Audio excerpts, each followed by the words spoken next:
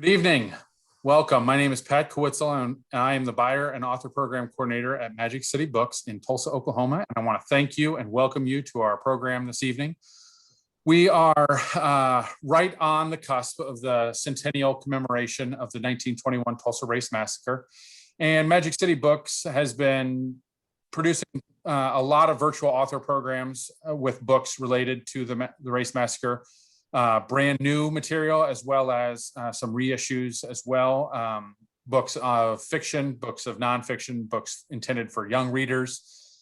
And there's a lot of really important information that is out there, and a lot of resources that are available to you as a reader and somebody that's interested in learning more about this important subject, how it relates to our city today, and not just the history of what happened in 1921, but how it relates to our life today in America. I'll be posting links throughout our time tonight to purchase The Nation Must Awake by Mary E. Jones-Parrish, the subject of tonight's conversation, as well as other books that are available. You can also, of course, always come visit us at the corner of Archer and Detroit, inside of the historical Greenwood district in Tulsa. This is the location of Magic City Books was part of the massacre, part of what burned 100 years ago. And so we, appreciate that and acknowledge the fact that that's a location that we are and where we reside, just 2 blocks from historic Greenwood Avenue, and something that's been important to us ever since we opened our doors and before we opened our doors in November of 2017. We also have recorded these programs and have them available on our YouTube channel. And so you can just search Magic City Books on YouTube and be able to see all of our past programming, including events with Scott Ellsworth, Carlos Hill, Randy Pink, Hannibal Johnson, and others that are discussing the Tulsa Race Massacre, the history, and how it affects us today.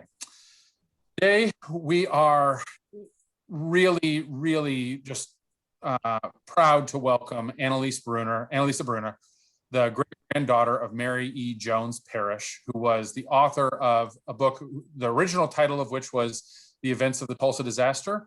It has finally, and I do say finally for a lot of us, it has become available to a wide audience for the very first time. The new title of the book is The Nation Must Awake. It is a really powerful first-person account of the events of May 31st, June 1st, and then beyond in Greenwood, and specifically talking about the Race Massacre and the rebuilding and reconstruction that took place in the days, weeks, and months following. This has been an absolutely vital resource to everyone who has studied this subject, from going back all the way to Scott Ellsworth's scholarship on this in the 70s and 80s,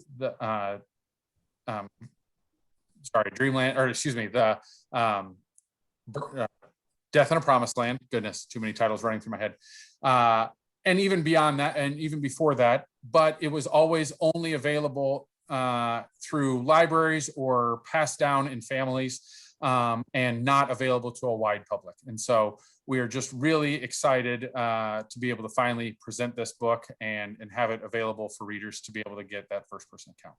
I'd like to welcome tonight's guest, Annalisa Bruner, who is joining us actually live from Tulsa. She's here to participate in some of the programming for the next few days, including the John Hope Franklin events, and we are just really excited to be welcoming Annalisa Bruner, the great-granddaughter of Mary Jones-Parrish. Annalisa, thank you very much for joining us tonight. Thank you, Pat. I truly appreciate being here. Thank you for that wonderful introduction to my great-grandmother's work. As you can imagine, it is a family heirloom and we cherish it greatly. And we are one of the families in which this volume has been passed down. It was given to me by my father. Yeah. And I'd like for you to share a little bit about that story. So when were you first made aware of the existence of the book that your great-grandmother had written? I was made aware of the existence of the book at the same time that I learned about the Race Massacre itself. So the two were, events happened in tandem. I was a grown woman. I live in Washington, D.C., and at that time, my father was residing still in San Francisco, where I was born and raised. And I used to visit home over the holiday season every year, go see the old folks and my dad in particular.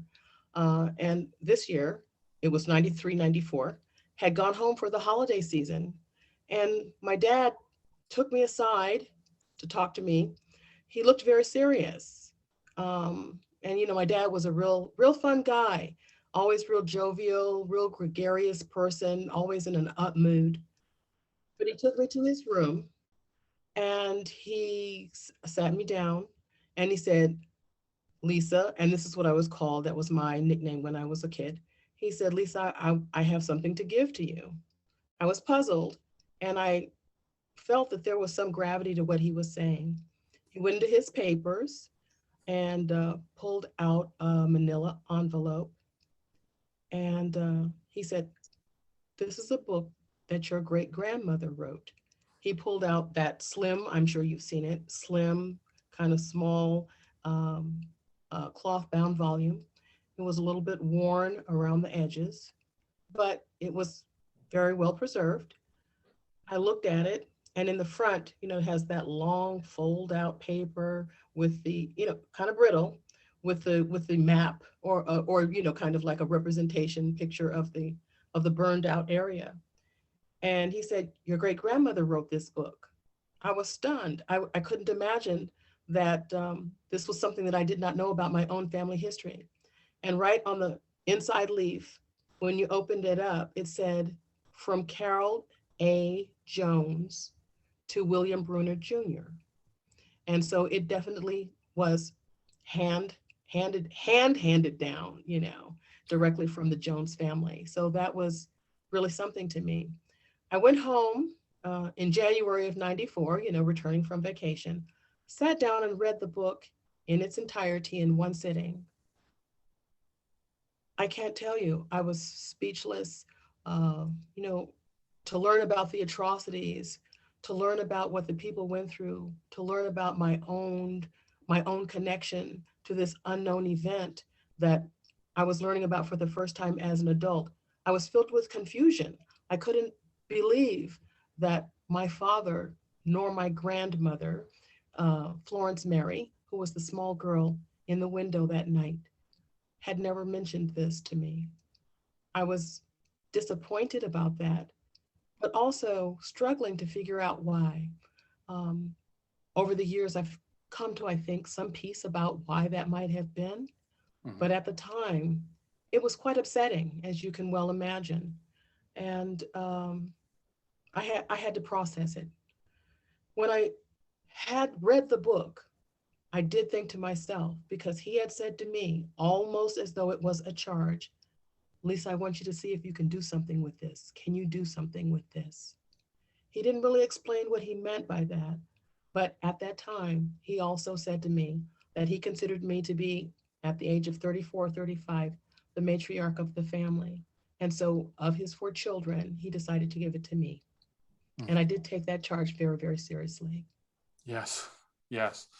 Well, and, I think that for all of us, we can kind of can imagine a world where we learn something about a great grandparent or something, that wasn't told to us. But usually those things are kind of small, or, family matters, things that are, this person, left and joined the circus for a year, or, ran off with someone and was gone for a while and came back, and, and those kinds of things. And just kind of like that's information that may be interesting to the family, but not to a wider audience. Whereas this book has had tremendous value to researchers and historians and journalists that have tried to make sense of what happened 100 years ago. And, is an important first-person account and primary resource for anyone that's trying to learn more about what happened. And it's just, to be hit with that, in your 30s and never have known about any of the things that had happened from that. it's hard to even imagine what must have been going through your mind at that time. Yes, now that I have had years to process it, I've had years to think about, what could be done with this. I've had years to, have this event of 100 years ago set into its historical context. But it has taken years. And over the years, I have spoken within my own circle of people about this. And I did, if you will, have a bit of a change in direction once this came into my possession and into my charge. I felt responsible, and I thought, what can I do that's very much in keeping with something that I may already have an inkling of a direction, in terms of a direction that I would want to take. And soon after, I did change the work that I was doing.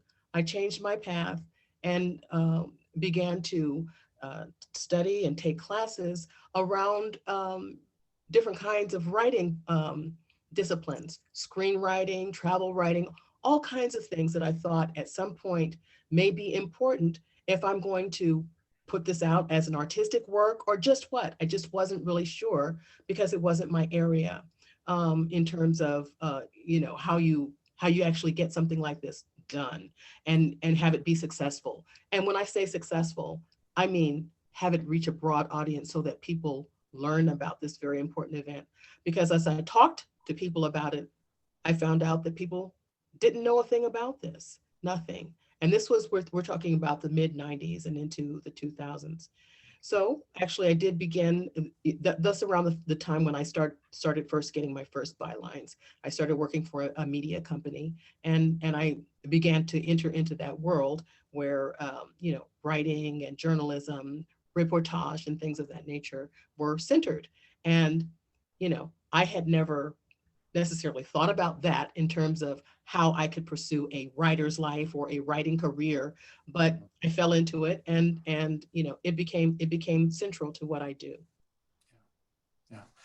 So I wanted to dig in a little bit about the events or what Mary Jones-Parrish describes in the book. And one of the things that I think that is important is to acknowledge kind of at the beginning is that for a very long time in Tulsa and beyond, the events have been in question, and that's not the place that we're starting from today. We are not starting from a place of that, we wonder what happened, or is this something that actually happened? They did. We're acknowledging that as a fact, and we're jumping from that point. We're not here to litigate anything that may or may not have happened. A massacre happened.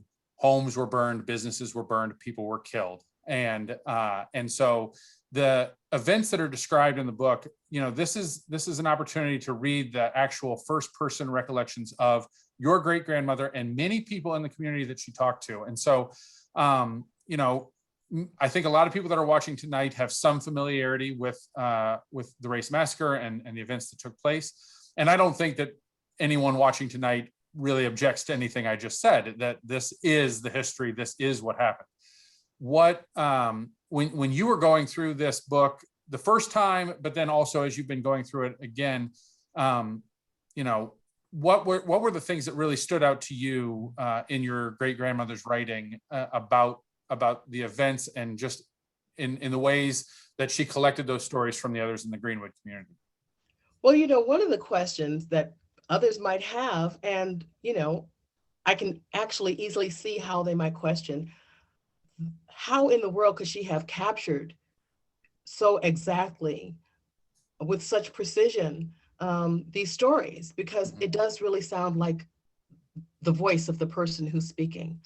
And I would urge people to recall, or if they don't know, to share with them that she was a teacher of the secretarial sciences, if you will, where she taught typewriting and shorthand, things that young ambitious women of the time would have wanted to be able to do so that they could get office jobs, get out, make their own living, have some independence, some self-determination. So she was a master of shorthand. And this is a lost art. This is not something that people practice anymore. It's not necessary. Anything you want to do, you can record it and then you transcribe it on your keyboard. But in those days, typewriting was a skill because you couldn't just backspace and take that letter off. And, shorthand, I can remember I think one of my first office jobs, there was an older executive assistant who still used shorthand. And there was the managing director, he only wanted to work with her because she could take down what he said verbatim. And I would project and say that that is probably what Mary Jones-Parrish did. She took those things down in shorthand and was able to transcribe them on her typewriter, at her leisure, verbatim practically. And I think that is, when you're thinking about technically, how did she do it? I think that those are important points, because we have to remember the technology was different. And so it was human motivated, human driven, more so than machine driven. So I think that that's something to be really very much aware of. I also feel that it's very important to think about what we have had around this issue in terms of primary sources have been verbal testimonies.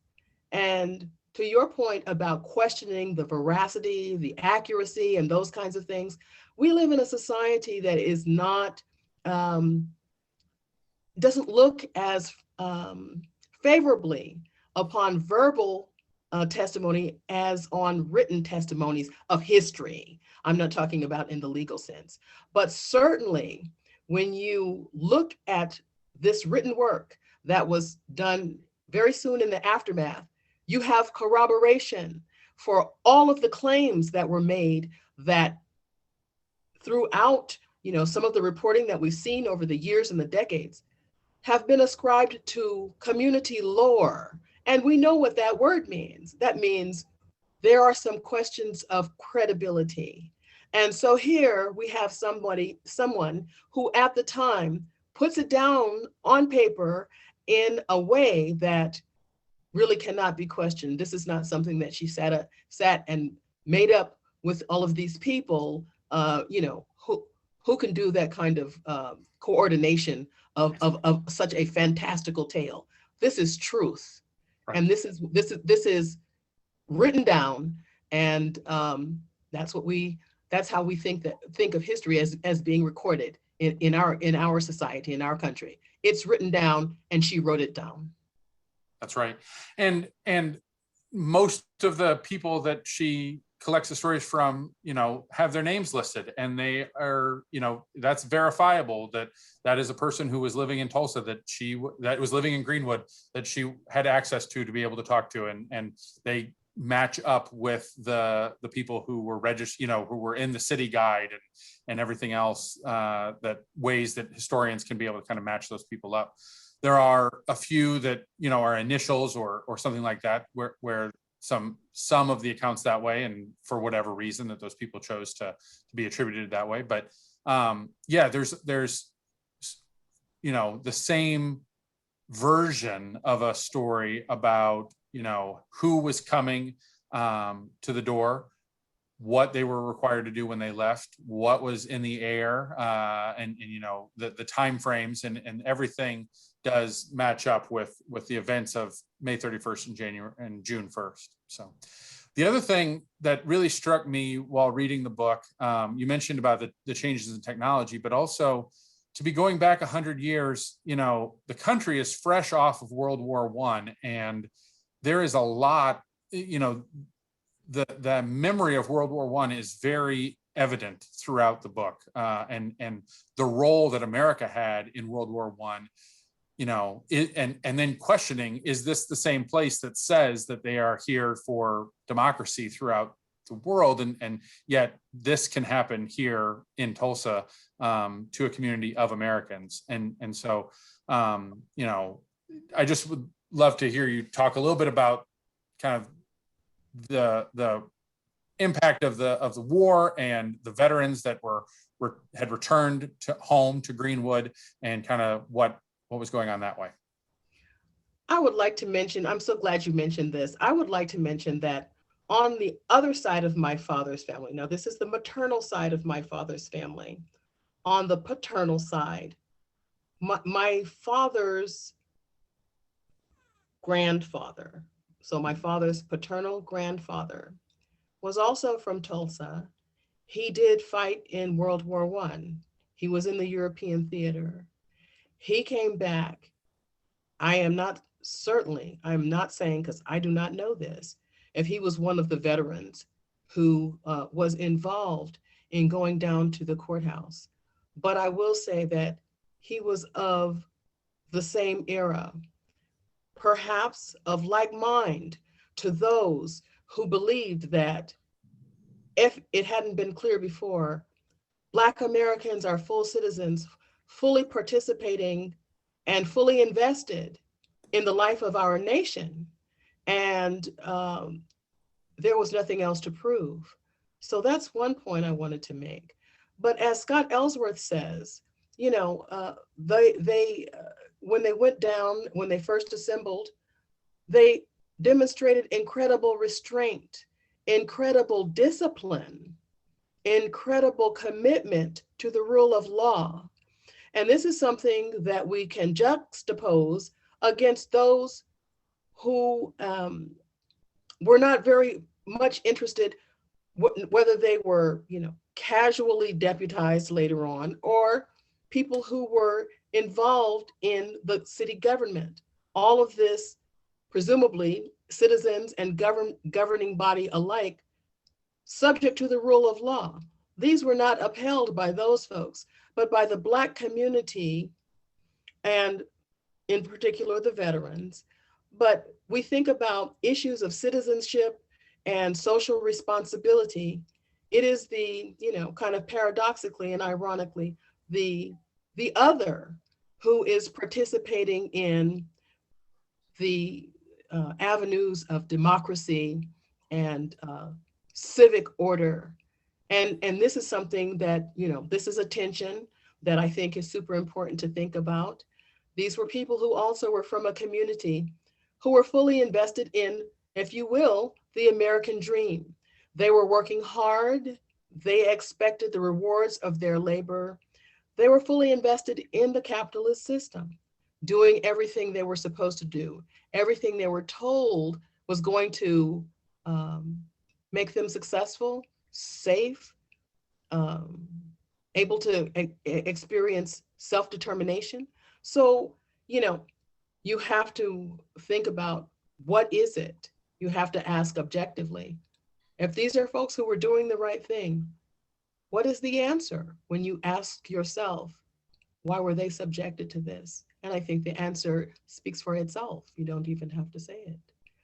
So I think that in terms of participation in the institutions of a country, yes, service is one of those. Military service is one of those.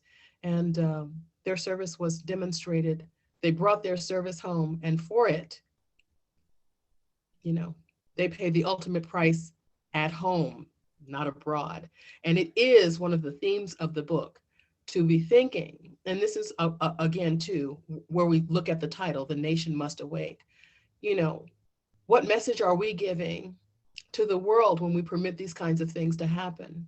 And this is the notion that brings us forward to today, because we have to be vigilant about the preservation of a true democracy for every person in this nation, or else, yes, the answer to her question, is democracy, is it a mockery?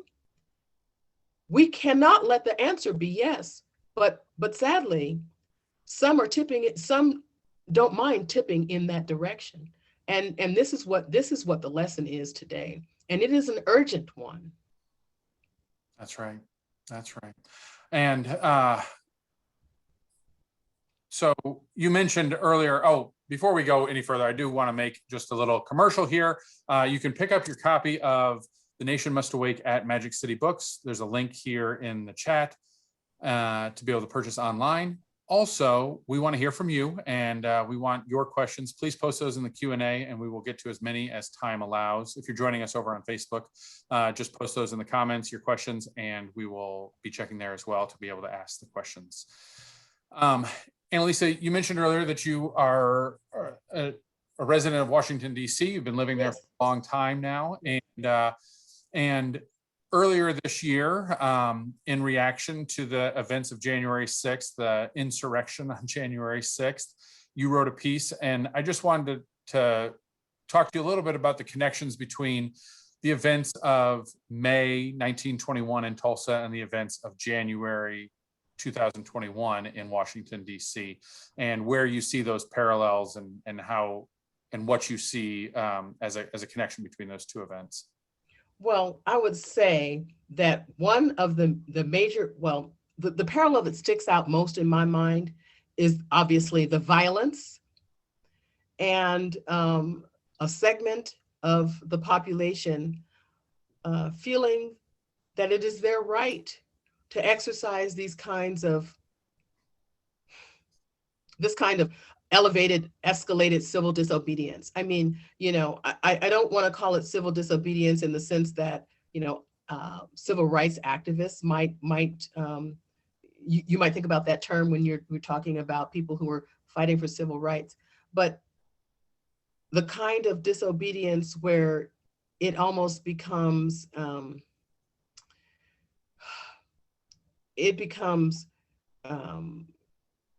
insubordinate to the rule of law at a very high level. And so what I saw and expressed in my article was this fear of the marrying of that element within society who doesn't get its way, throws a tantrum, and is willing to go to extremes, but also the marrying of that kind of energy with some people within the government establishment. And that's very worrisome. That's an understatement. It's terrifying, as a matter of fact, to imagine that some people, if they don't get their way, if what they are advocating for is not supported by the franchise, people exercising the franchise, then they're just going to go outside of that. And that's deeply troubling. I think it's very dangerous. And I think that if we're not taking it seriously, we are headed in a very wrong direction. We must take this very seriously at a very high level. And I certainly hope that when Attorney General Merrick Garland made his first official trip or tour as Attorney General, when he came to Tulsa, I think that he was sending a message. And I certainly hope that my interpretation is correct, that those who would exercise violence and along with official complicity will be punished, and that they will be held to account, because that's what's needed in order to restore a sense of justice in our country at the highest levels on down. And so I found that to be very significant. We've posted a link to the story. We'll also include it in the email that goes out to everyone that was registered for this evening's program. But that's there. It was on Annalisa's story ran in the Lily, which is part of the Washington Post, kind of a subsection of the Washington Post, and you can click on the link in the chat and then be able to read that when we're done with the program tonight. The other thing one of the things that came through in multiple accounts in the book that your great-grandmother reported was a lack of leadership, a lack of leadership in white Tulsa. It seemed to me as though there was a little bit of even saying, in Greenwood, our leaders didn't help us as much as they could have, but certainly there was a lack of leadership in white Tulsa that allowed for this to happen. And one of the things that seems to be the case, that concept of, your threshold for violence may be higher or lower than mine, but there is a threshold, and at some point it crosses over. And I think that, it escalated to the point where, we had in Tulsa 100 years ago, we had children as young as 10, 11 years old that were participating in the massacre, that were holding grown men hostage with guns, forcing them from their homes, sending them to, more or less internment camps, short-lived internment camps, but splitting up families, pillaging the homes, robbing, stealing, setting a fire, all of these things. And while any one of them may have not, may have said to themselves, "Oh, I wouldn't do that," when you're seeing that mob mentality of these hundreds of other Tulsans, your neighbors, your friends, your coworkers, that are all participating in doing this thing and throwing that rock or whatever it might be. So when you talked about the lack of leadership and some people in positions of political power that may be kind of supporting this, hopefully in these weeks and months to come, we are able to see some justice for the people who made that attempt to overthrow the government. But unfortunately, we're still waiting for that here in Tulsa for those people in 1921. Yes, and one thing I would mention, just to piggyback off what you were saying about the involvement of people across the age spectrum in carrying out these atrocities. You think about, when I think about my own grandmother, 7 years old, standing in the window, and she looks out and sees men with guns, but among that crowd are, as you said, boys as young as 10 being inculcated with this kind of hatred, not just hatred, but permission to behave this way with this level of savagery and bloodlust. Well, I use that word bloodlust because I think I'm preparing something for for publication, and I was listening to some testimony from an independent journalist named Sandy Bacon, who I follow. And she was talking about a friend of hers who's a photographer who was at the Capitol the day of the insurrection, or as we call it, 1/6. There in that tunnel, where we've seen that famous footage of that police officer being crushed in the door, and how tight it was, and they were using their bodies to block the invaders from getting into the Capitol. This photographer friend of Sandy Bacon's said, and she had been in Charlottesville and some other, kind of rough events, protests, etc. She said, the thing that was different about this crowd was, and that word, the bloodlust in their eyes. Very disturbing. And she said she'd never seen a look like that on a human face before. But if we'll look back on those images that we see of the young people who integrated the high schools in places Alabama, so forth, the looks on the faces of those women screaming at those young girls going into school, it's like it's hard to behold, it's hard to watch, it's hard to stomach human faces contorted with that kind of anger, rage, hatred, not over, these are not people who are in war, over things that are happening, in the political realm within your very own country. Those kind of sentiments, and Mary Jones-Parrish talks about it. Once those kinds of sentiments are unleashed and it's made okay to present yourself like that in the public, you have lost all restraint, and the human animal will do anything. But we see what happens, Yeah. All right, we have a couple questions from the audience that I want to get to now. And the first one comes from my former coworker, Deanna. Deanna, hi, Deanna. Good to see you. Thanks for joining us tonight. Deanna asks, did your family leave Tulsa after the massacre? She was wondering because she said your dad moved to San Francisco, and was it because he knew what had happened in Tulsa? I really can't answer that last part of the question in terms of, what his motivations might have been. But my grandmother, Florence Mary, did leave Tulsa in the 1940s. Um, I can say with some surety that her husband, my grandfather, enlisted in World War II. Now, both of them were college graduates, and on his enlistment card, it said that he was a teacher. My grandmother, Florence, as far as I know, was also a teacher in Tulsa, but they went to California during the war effort, as many other Black people did. My grandmother on my maternal side um, went to California in the 40s during the war effort and worked in the shipyards in San Francisco, Bayview, the Bayview area. Um, if people watched Mother Viola Fletcher testify before Congress last week, she said that she too spent some time in the shipyards of San Francisco.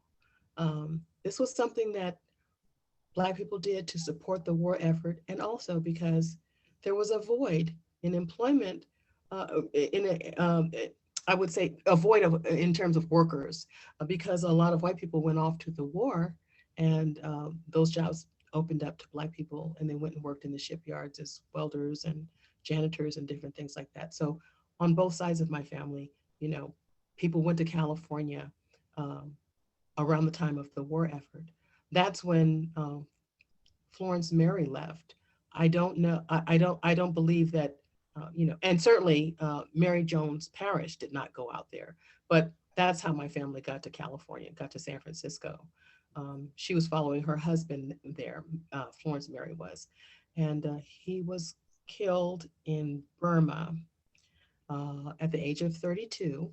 Um, and both he and his father are buried at Golden Gate National Cemetery in San Bruno, California. He was killed in, I think, 45, and but he wasn't interred until 3 or 4 years later. That it took him that long to return to the States. So yes, my family has sacrificed for this country, and I'm sure that he did it because he loved this nation, as most citizens, most and many and most citizens do, and it is not something that you should have to do, but it definitely shows a level of patriotism towards your country, and I feel that my family has demonstrated that over the years. I feel that Mary Jones-Parrish demonstrated great patriotism by staying here and by writing this book and questioning, the foundations of democracy here and how committed we are to it as not just a principle, but something that we also practice. I think that she says in the book, I wanted to stay and see things through. And a lot of the book is dedicated to the events of May 31st and June 1st and the horrible events that took place on those days. But there's also some hope at the end, and the way in which Greenwood came together and started to rebuild. And it's still the early months and year of kind of where Greenwood started to rebuild, but they were already fighting legal battles in order to be able to rebuild homes.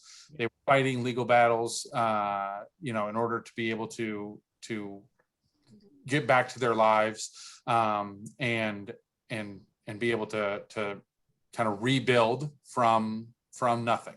And so just talk a little bit about that resiliency and what you saw. One of the facts that I thought was really interesting was that the schools had larger enrollment the year after in 1922 than they had in 1920. That there were not only had people returned, but even more people had come and were here and part of the relief effort. The Red Cross is consistently praised and thanked by citizens of Greenwood for the work that they did to help rebuild and do those things.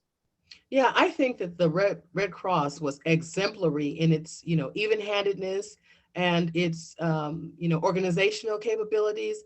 And I think that the contribution that the Red Cross made was invaluable. And I don't know if, they make very much hay about it at all, but as an institution, they were exemplars, and they represented themselves very well according to their mission. Because they were handling basically what were refugees. Uh, I'm not sure that we called them that at that moment. And for those, they were internally displaced persons. And so this is really a historic event for um, many reasons. But the rebuilding, the resiliency, I mean, on my part, I wish that they hadn't had to exhibit that. And, for whatever has come after, one be, can admire and be happy that that happened, at the same time holding a space for wishing that it had not been necessary. But I think that it actually um, shows one of the characteristics of the community that drew Mary Jones-Parrish in the first place. She, when she first made her visit, she said that she had heard of Tulsa, the Greenwood section, was a storied place.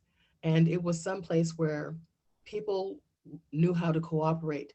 They had civic organizations that supported, the community. They cared for one another. They they thought of themselves as a community. It wasn't just a community that you kind of put a label on. They thought of themselves that way. And certainly there was great pride. There was great sophistication there. The kinds of things that they were exhibiting culturally, socially, civically, it just was a complete community. And it was, all the elements were integrated there. They were self-sufficient. They were, engaged in the highest form of self-determination, and they appreciated beautiful things. We know that from the homes that they built and how they furnished them. So it was, I think, that sense of community that was not lost. Um, Although I think that there was a deep trauma that people lived through, and probably didn't have a vocabulary for processing, that we do today, and we know some of the things that are necessary that go into really having people be fully healed. I think that they rebuilt, they were resilient, they relied on one another very greatly, and people exhibited a willingness to stick it out. But I think that there were cracks underneath the surface, and I think that that's what I see when I think about my own family. There were cracks. And there, it has been reported in other works very very frequently that not only did white Tulsans quickly want to push this aside and not talk about the events and not mention it, to the point that people were threatened with loss of jobs for teaching about it. People were shunned from society if they brought it up when in company. But there was an element, not just in your, I mean, certainly your family, when you didn't know about the events until your mid-30s, but that kind of happened for a lot of other people. There are people who have just learned about these events in the last few years, or even in the last few weeks. And so we have a question from Bergen, who said that you mentioned how you found out about Tulsa in the book. How and when did you tell your own children? Immediately. I'm from a different era. Yeah. Immediately. Um, Secrets are deadly. Yes. And they are deadly to emotional and psychological health and well-being. And I am just a parent who just has always discussed everything openly with my children. But I understand I can't have that same expectation from people, particularly people who have lived under a different racial cloud than I grew up under. I'm not saying everything's perfect, but certainly things have changed. And, you know, a lot of Black people were intimidated in terms of talking about something that white people said don't talk about. You know, it was, you know, it had been passed down, you know, obey, don't get out of line, keep your place, all of that kind of thing. So certainly if you thought that you were going to displease people who were in charge of the power structure, then I guess that's what you do pretty much. But I told my children immediately, of course. And, you know, healing comes through talk. It really does. Yes. Yeah. The you know, in the preface of Mary's book, she says that she really wants this book to get into as many hands as possible, be as famous and familiar to the country as Uncle Tom's Cabin was. And while it has taken some time, hopefully with this new reissue where it's available to the public at large, maybe in some small way we can get to that place where people are made aware of these events and are able to read Mary's own words and descriptions, and the descriptions of her neighbors and friends in Greenwood, and be able to kind of appreciate the awful experience that these people lived through, but also the resilience that they had to emerge, and the dignity with which they carried themselves kind of throughout that process, and went back to work to rebuild it and keep their families going. Yeah, they went back to work. They got back to work. And I think that that is something that is integral to the African American experience in this country, having faced, you know, some of the difficulties that we've had. And so the notion of, you know, always getting back up, I think that that is definitely drilled in us from early on. Being prepared, you know, being resilient, um, you know, working hard. And I think that you know, some of the tropes and characterizations, or I should say mischaracterizations of you know, what it means to be a Black person in America are truly unfortunate, insulting, and counterproductive, and really just untrue.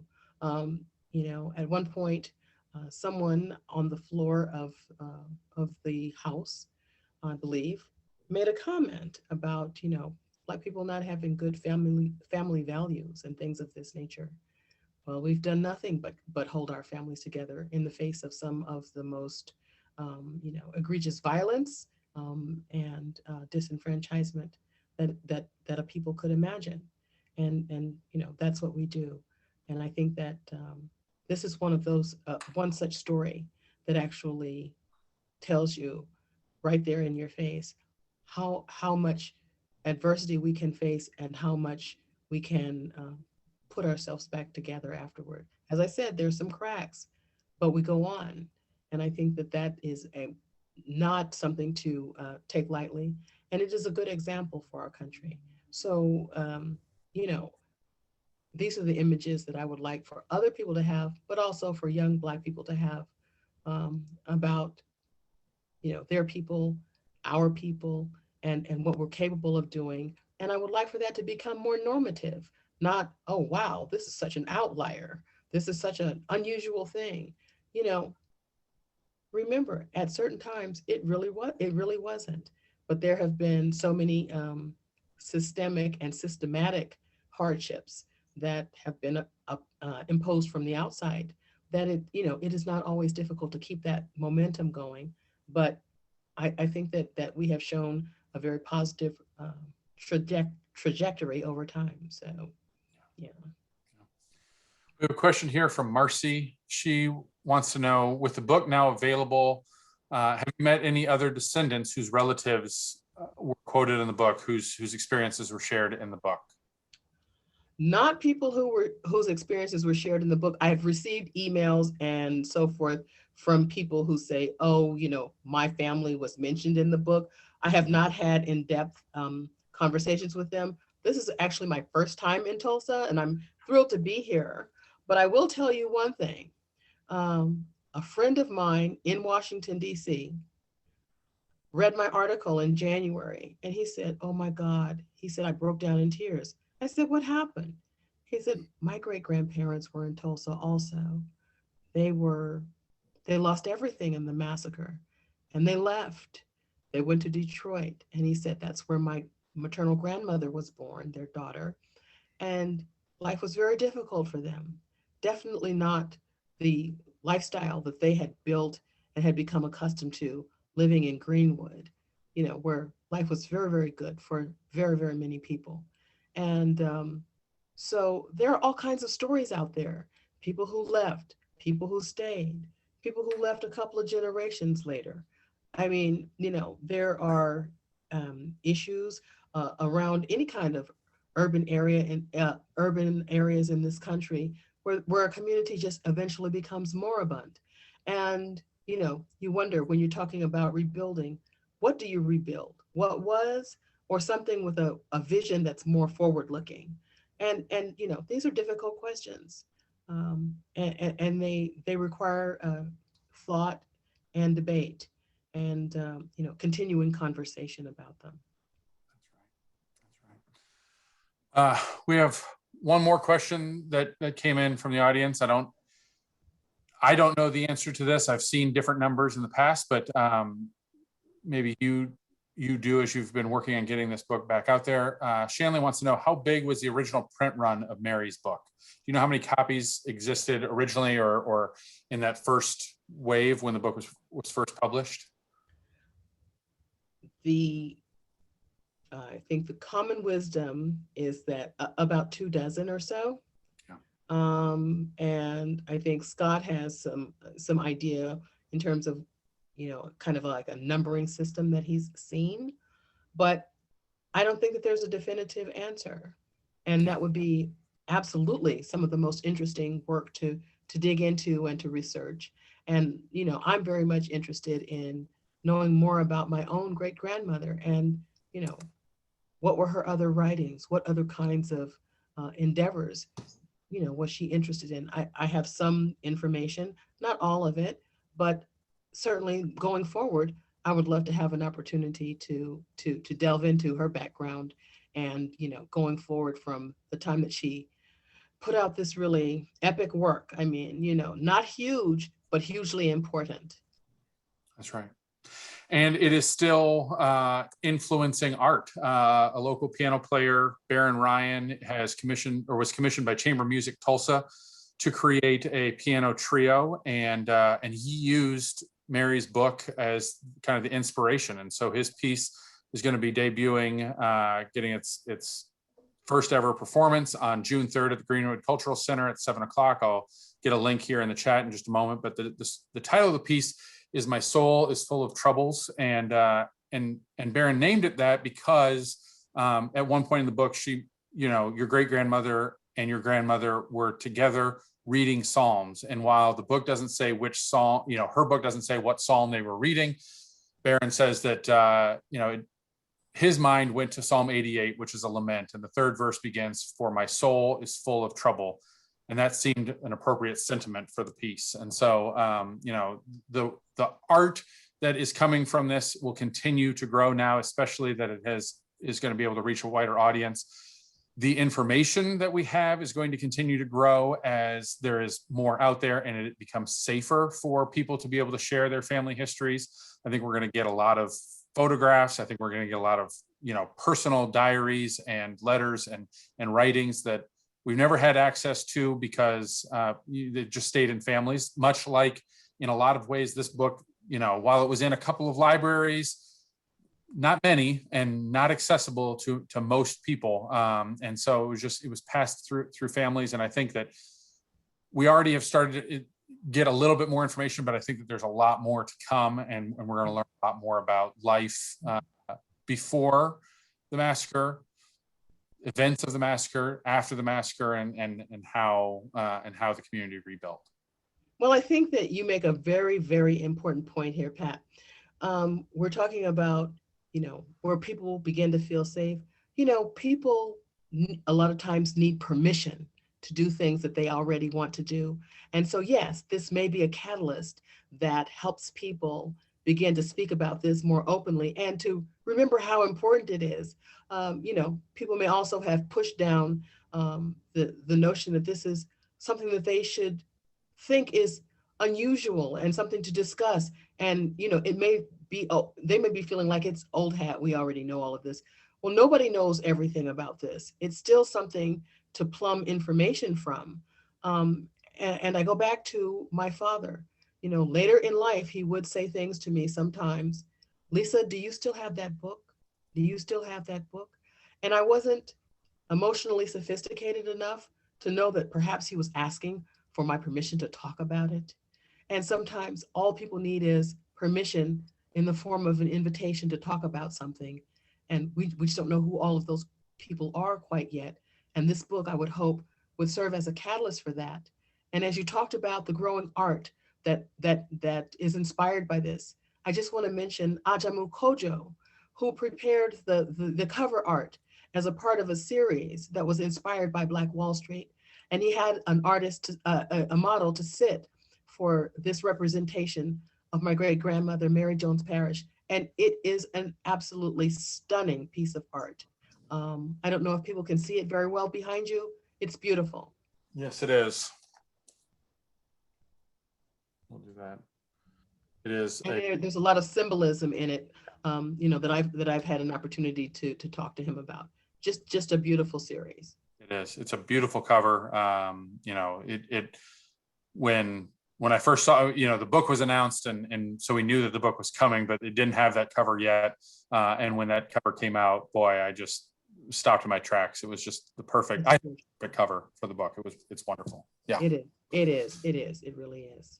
Great. Annalisa, you're here in Tulsa. You're going to be here for a little while. Are there opportunities for people to be able to come out and hear you again? Are there other things that you're planning to do while you're here in town? Yes. Well, tomorrow at 4 p.m., I will be at the pre-symposium for the John Hope Franklin Center for Reconciliation. It'll be taking place at Oklahoma State University, Tulsa. I will be delivering some remarks. On Friday at the commemorative walk, I will be delivering some remarks at that time. That's between, I think, 4 and 6 p.m. And also, I'm going to be looking up some of my family members whom I have never met, who I got in touch with. And I'm going to see how that feels. Also, yes. I am going to definitely pass by the address where my grandmother was living with her mother, my great-grandmother, and where she had her secretarial school. So yes, I anticipate having some free time to go around and just, kind of get a feel of the place. And as I said, my father did grow up here before he went to California for college. So, it's a bit of a revisiting to a place that I've never been. And I'm definitely feeling the weight of my ancestors here. Yeah. Well, we wish you nothing but the best. Thank you so much for joining us tonight and sharing your story and the story of your great-grandmother. This is an important piece of literature for all of us, certainly for those of us here in Tulsa and an interest in Tulsa and the events of 100 years ago, but really for our country as a whole. It's an important document and something that hopefully continues to gain a wide audience. Yes. We're getting a lot of thank yous from our audience tonight. Thank you all for joining us. We're so happy that you spend a little bit of your time with us. We've got links to purchase the book in the chat. Visit us on YouTube to see more of our conversations and join us again for a future author program. Annalisa, enjoy your stay in Tulsa. I hope that it fills your soul. Thank you very much. Thank you, Pat. Thank you.